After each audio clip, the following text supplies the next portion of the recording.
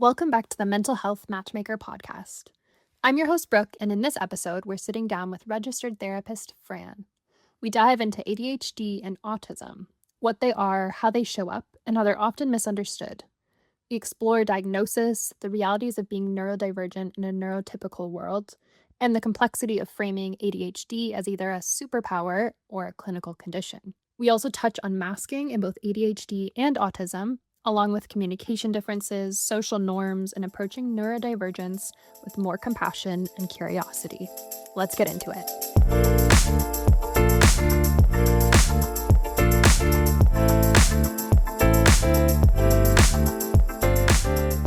So, I'm happy to have you here. Thank you. I'm happy to be on here. I want to jump right into the topic of ADHD. I wanted to start by asking you sort of how it can show up and how it could maybe lead someone who's struggling with it or maybe thinking they might be into a therapy room to seek support. Yeah, so ADHD, we've heard about it a lot before, but it's a disorder around motivation, right? You hear a lot of things about, attention deficit, hyperactivity. The main thing that usually I see it come out in people's lives is in motivation. People with ADHD are motivated towards things that they find interesting, that give them dopamine, right? And, there's, neurobiological reasons why that is, right? Literal biological reasons why their brain is geared towards wanting dopamine. And so they want things in their environment that interest them, that give them dopamine. But the problem with that is that oftentimes how it appears in their life is that they can't do the things that are kind of boring, but we all kind of need to do, at least in the world that we live in, right? Mm-hmm. So a lot of times we call these, activities of daily life, ADLs. This could be something like, I need to clean my room, right? Or I need to do this stuff at work that is very monotonous or boring. That might not be an ADL, but just general things that are monotonous, things that are boring, but things that we need to do. And if we don't do them, they pile up. And when they pile up, we start to feel overwhelmed. And when we start to feel overwhelmed, eventually they're in the therapy room, right? Mm-hmm. Yeah. So, that's most often how it starts, right? They come into therapy, and whether they have a diagnosis or not, they just usually might suspect they have ADHD. We end up talking about all these things that they really need to do and they want to do, but they just can't do it. Mm-hmm.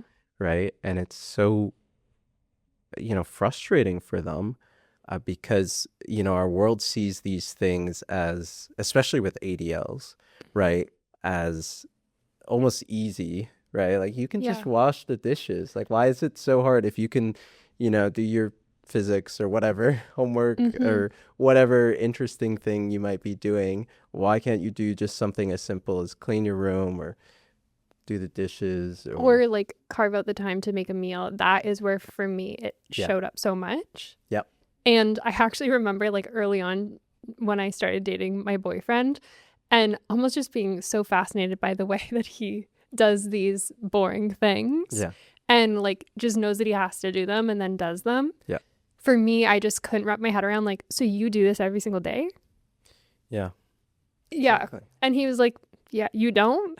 Yeah. And even like the idea of like taking time to plan out, to carve out that time, it also takes time. Yeah. It takes a lot of effort. And so someone who doesn't have ADHD, they see that and they're like, why are you putting in so much energy and effort? Like, why do you think this requires so much energy and effort? But someone who has ADHD like me and you is like, that requires a lot. Like, I have to get out of my rhythm now, theoretically plan for something that I don't know if I'm actually gonna do, right?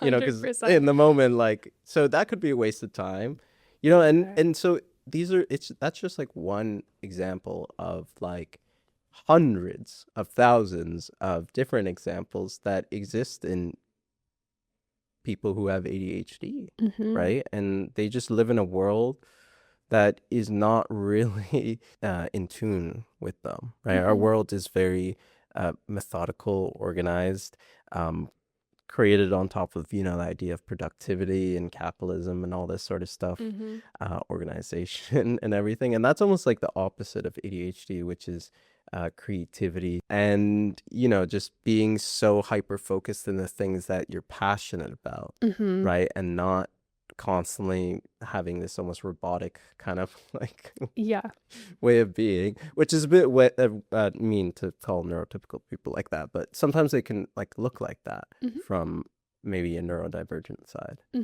So yeah, I mean, like going back to kind of what you were saying, that's usually what people come into therapy for with ADHD, and it's usually about, at the beginning, functionality, right? Because the truth is that we have to function in this world, right? We have to do these ADLs. We have to plan out this time, especially in the world that we live in nowadays. That's so much more demanding than ever, right? Like people need to work more.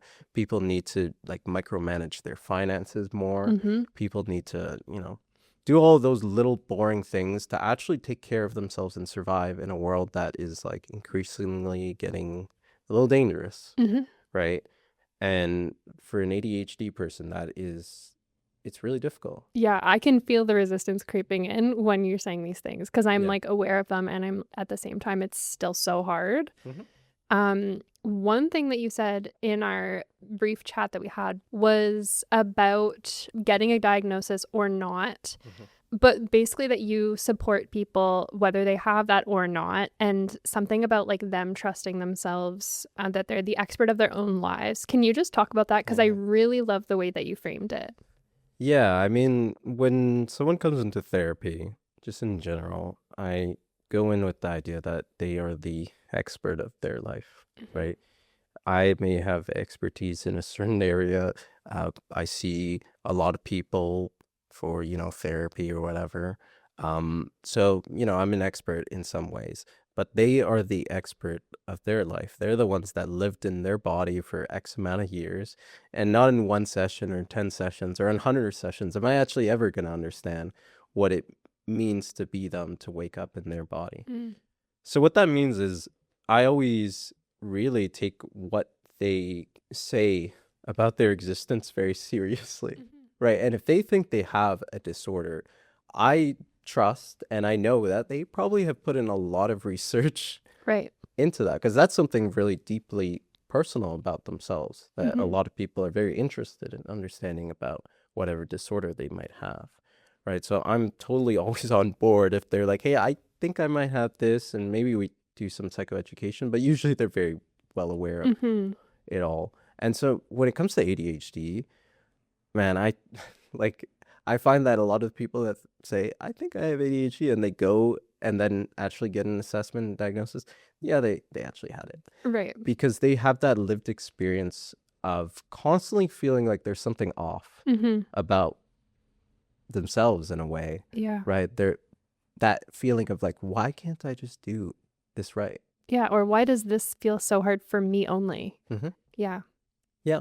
And if they come into the therapy room, that tells me that this has been something that's happened to them for a really long time, and it's been really impactful to their life, which is literally kind of one of the diagnostic criteria for disorders. It has to be literally impacting their life almost like negatively, and has to be, like at a certain time, kind of more than 6 months and stuff like that.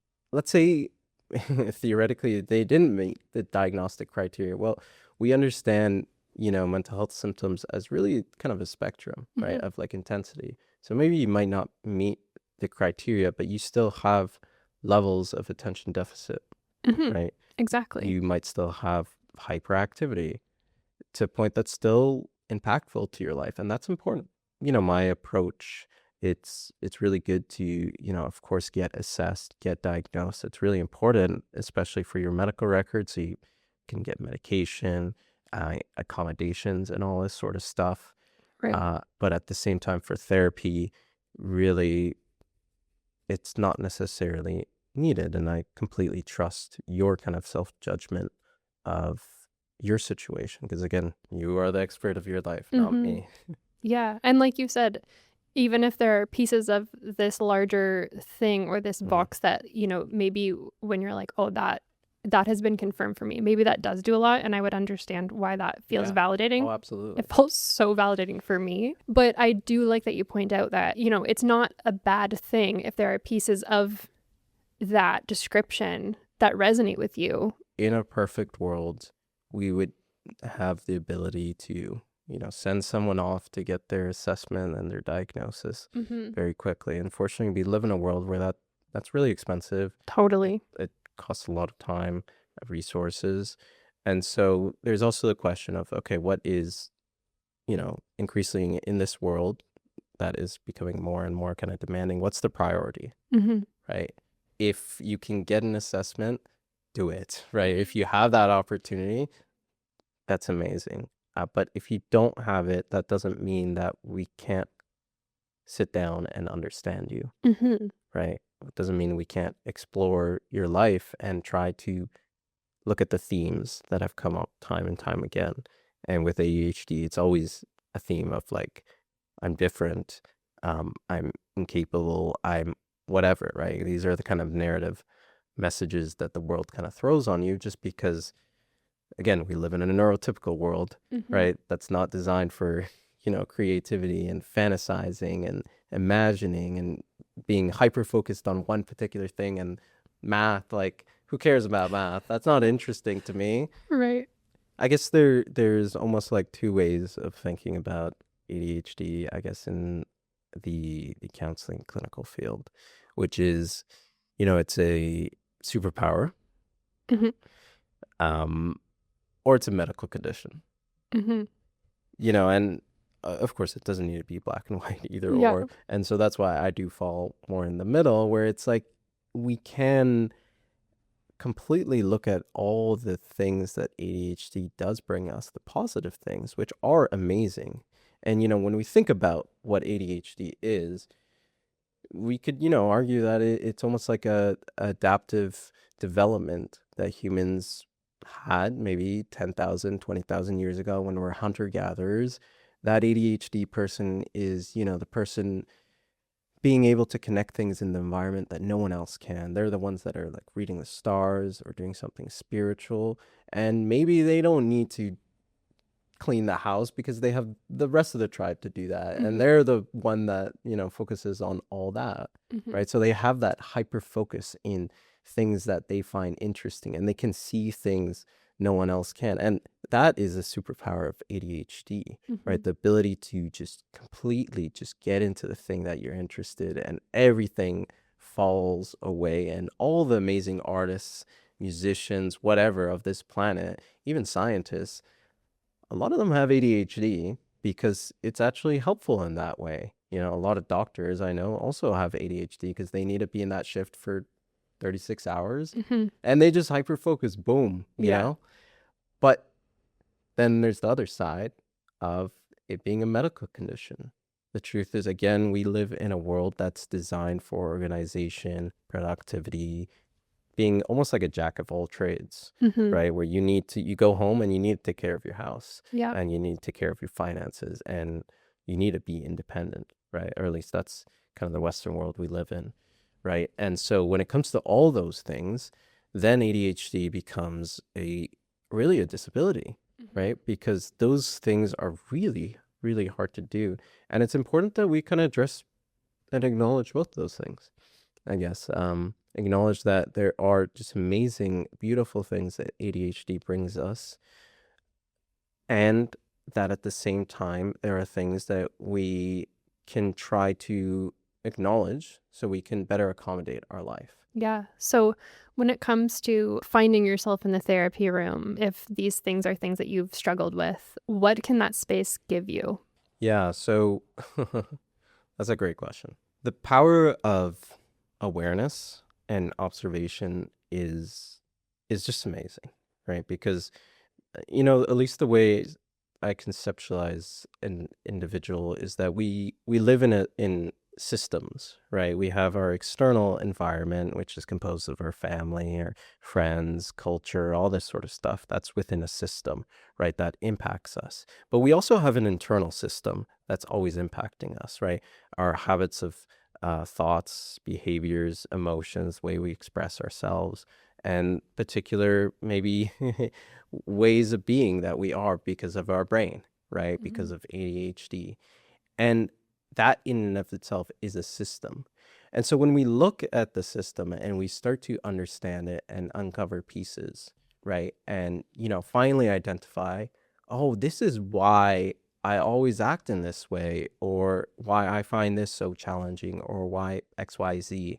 Just that bit of new data that is inputted into your internal kind of system Mm. can create almost like a chain effect, right? Almost like a butterfly effect, right? Just by learning new information about yourself, new thoughts, new behaviors, new everything kind of occurs. And it starts with just awareness. It starts with identifying, right? So just coming into the therapy room and not even working on functionality yet, just working on like an awareness and understanding of who you are as a person with ADHD living in this world, that in and of itself can be really helpful to changing everything, changing your internal system, and then how your internal system interacts with the external world, which then goes back, and it's all like a loop, right? Yeah. So, that's the amazing thing about observation. Just observing something in and of itself can create change. Yes, incredible. I also get this sense of relief when I feel like I can take the mask off. And I kind of wanted to shift into that a Yeah. little bit too. I feel like I've heard the term masking a lot more in normal conversations. Yeah, I mean, masking is, I'm really happy that it's a term that we talk about a lot more, and it's kind of within almost like the meme kind of Yeah, words now. But it's great because, totally. I mean, masking is something that really we all do, Hmm. right? We put on something because we're in a certain place that requires us to be a certain way, right? I have a mask when, I go to get my haircut, right? And I'm talking in maybe a particular way with my haircutter, Yeah. right? And maybe when I'm with a particular group of friends, I'm a particular way of being. Maybe in the podcast right now, I'm a particular way of being versus when I'm home by myself. It's very normal to have masks, but there's a certain level of when can I take this all off and what is actually me, right? And so when we connect it with ADHD, oftentimes, again, people with ADHD live in a world that demand productivity, demand organization, demand that you do things right. And masking eventually becomes a tool that they kind of lean on a lot more, right?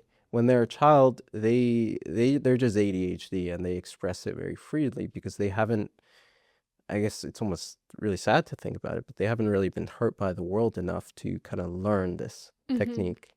And adults often, they don't actually look very ADHD because they learn to mask, right? They Right. learn to, okay, I can't be like this in a public setting. I can't move my leg in this, way, or talk in a particular way of being. I actually have to answer your questions, not talk over you or whatever, Yeah. Oh, right? man. Like you're very mindful of these social demands.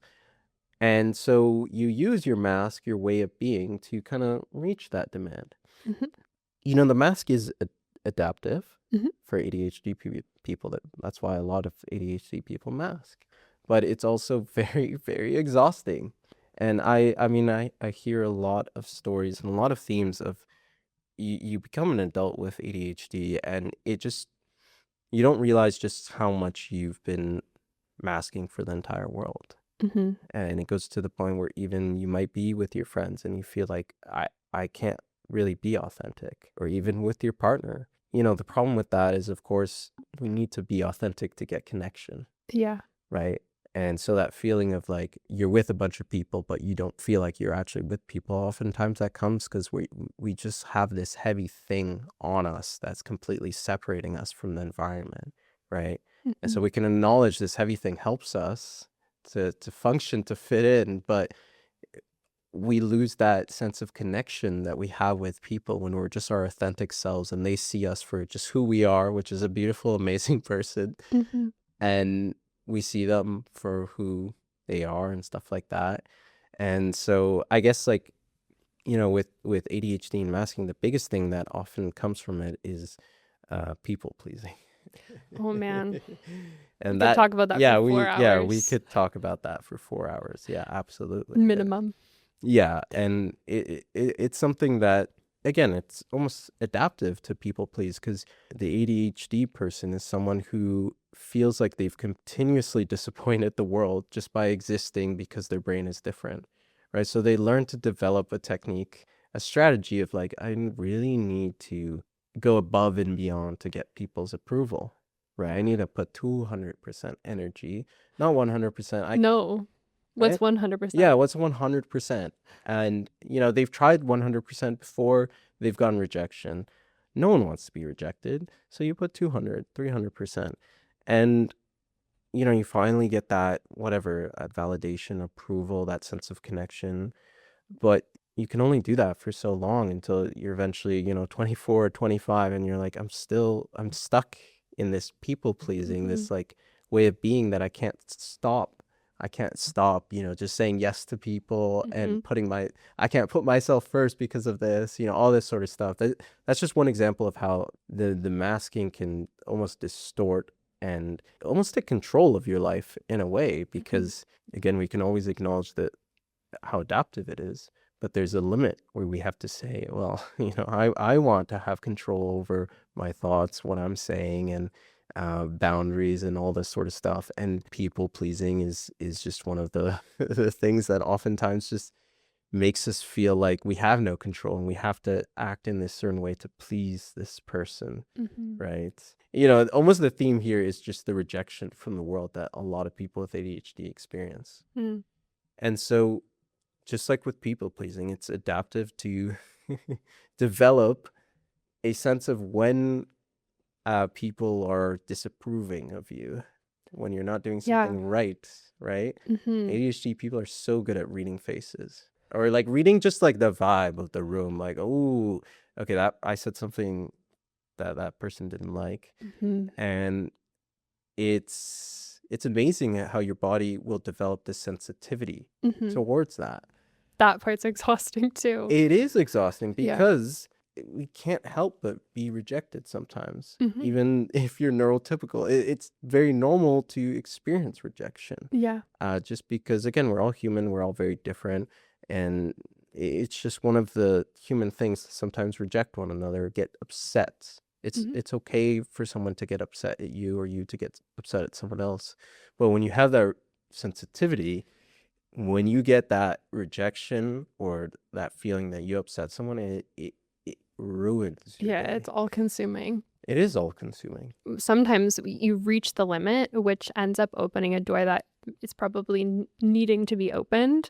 Yeah, and that's almost like the theme that I encounter a lot when I work with people with ADHD is the first session they come in and it's something like that. Like I've realized this is unsustainable, that I've stretched myself too thin, right? And I just can't do this anymore. It takes a lot of strength to accept that and come to that conclusion, because it's really hard to change. It is really hard. It is really hard to accept that this thing that I've been doing, I just can't do it anymore.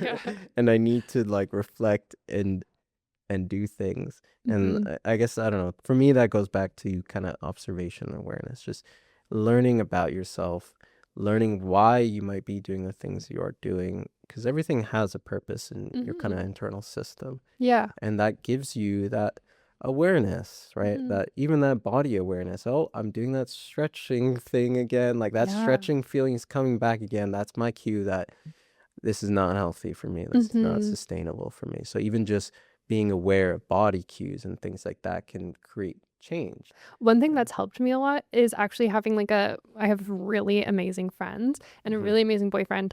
And sometimes I will get curious, partially just because I'm so fascinated by like observing them operate. And I'm like, wow, you're amazing doing all these boring tasks. I'll just ask them, so are you feeling this? How are you seeing this situation? Just because sometimes that sort of then prompts me. My idea of normal is very different. I mean, everyone's is. There's always going to be differences there, but sometimes that's a nice prompt for me to shift back into like, oh, maybe this is where they wouldn't stretch themselves beyond what they have, and Yep. maybe my normal past self would. These are moments where I can shift. And it's not that I'm looking to them as these perfect people, although I do admire them so much. It's more so just gathering more information and then Yeah. seeing sort of what works, what's my version of that. For me, that sounds like almost like you are creating a moment of mindfulness, right? Where Totally. you're, maybe it's from like viewing your friends' reactions or asking about their views, but you're creating a moment where you're reflecting on what was I just doing, thinking, saying, or whatever. Because oftentimes, especially with ADHD, we fall into just patterns and autopilot, and we're just not almost conscious of the things that we're doing. And having that mindfulness, that just like, okay, what is actually going on right now? Yeah. What was, yeah, I was about to do that stretching thing. Makes sense because I felt this kind of happening. Okay, cool. Yeah. Yeah. And just having those moments of mindfulness, of awareness, with your friends or in therapy or wherever, that's what's needed for change. Again, just that observation of like, my internal system's doing that thing again. Yeah. Yeah, I see you. Yeah, exactly. And I also think it can just make the whole experience a lot less isolating. And Yeah. sometimes it can bring out some laughter. Absolutely. I mean, it's a moment of authenticity, Yeah. right? Where your friends can just connect with you Yeah. about like what you were just experiencing, and just the fact that Yeah. someone else understands what you were just thinking and what you were going through, and you're not weird or crazy. Yeah. They're like, oh yeah, I get it. You just have ADHD. You think differently. That's cool. And I'm really happy to get your perspective, and just having someone that feeling there of that connection of authenticity with someone just means so much. It Right? does. Yeah. It's really important. And I don't know, I feel like that almost is a good segue for ASD. With ADHD, it's almost like you're on a different browser than other people, a more chaotic but creative and fun browser. But Right? chaotic. Yes, yeah. You're on, I don't know, Firefox. Firefox. Well, Yeah. throwback. And yeah, I Maybe don't know. people still use that. Yeah, I use it. Do you? Yeah. Oh my gosh, I haven't, but like I miss it. Okay. can You still know what? picture It's still just as good. Yeah, I don't know. Firefox. Wow. Yeah, but we might I might be on Firefox, but if you have ASD, it's almost like you're on like a different CPU than other people, like a Gotcha. different computer, right? And that feeling of otherness, of you are different, is, at least from what I've heard and observed, because now I'm not speaking as someone who has this disorder. I'm just speaking as someone who works with people who have this disorder. Right. They have told me that it's just so much more pronounced, right? Where they literally feel like an alien, right? Amongst other humans that view them as a human and have the same expectations. Like, why are you should be acting in this way. You should be saying these sort of things. We have rules. A client of mine kind of, shared one of their perspectives, which was they felt like they were that character from Avatar, the blue monkey one, Yeah. of Jake Sully, who enters the body of the Na'vi. When he enters the body of the Na'vi, they see him as one of them, of their species. But of course, he's a human, and he doesn't understand at all what like their customs, their way of doing things. So he just feels like completely lost. And eventually they catch on. They're like, well, this guy's weird. Like, why does he not know how to do these things that we all know how to do? Like, everyone knows how to do this. And for them, they kind of explained that was like their existence, where people just place these kind of assumptions, like, yeah, of course you know how to do these things. And the biggest ones that people with ASD usually experience are with communication. We're a social species, and we don't really know it a lot of times, but we do have customs, a way of rules of conversation, things that are appropriate, things that are not, right? And it's almost like innate in us to just know these things. Right. But with ASD, that's not really a thing. Yeah. And it's these things that society thinks should be completely obvious to everyone else. And if you're not following these things, then you are strange, you are weird. Mm-hmm. The biggest ones, especially with nonverbal communication. Of course, I can't generalize because the disorder is a spectrum. It's completely massive, right? I'm talking more about now the mild side and more of just things with social deficits. They're always like, yeah, I mean, like these nonverbal behaviors, just like, again, they're not obvious. Who's saying these are obvious? Like, Right. why can't you just say what you were trying to non-verbally communicate to me? Yeah. Right. Right. And that's their experience. So it's almost like they Yes. live in a world where it's like 50 to 70% of communication. They're almost just guessing, right? Wow, that would feel so exhausting. Yeah. Right. And so the same strategies that an ADHD person uses, sensitivity and the masking, that becomes again so much more stronger with Mm-hmm. ASD because, well, I have to rely on this more. I have to, again, I'm going into these situations completely blind, like 50, 70% of times. I don't really kind of understand what's going on. And so they've developed these really brilliant kind of ways of being where they're like observing and copying everyone else, right? Because if they just do it themselves, at least this is what they tell me, that they'll get it wrong, right? Mm-hmm. Yeah. And that's the theme that we encounter a lot, just like I can't be the one to do these things. I need to observe and copy what other people do, Mm-hmm. right? Yeah. And like you said, that's so exhausting. Mm-hmm.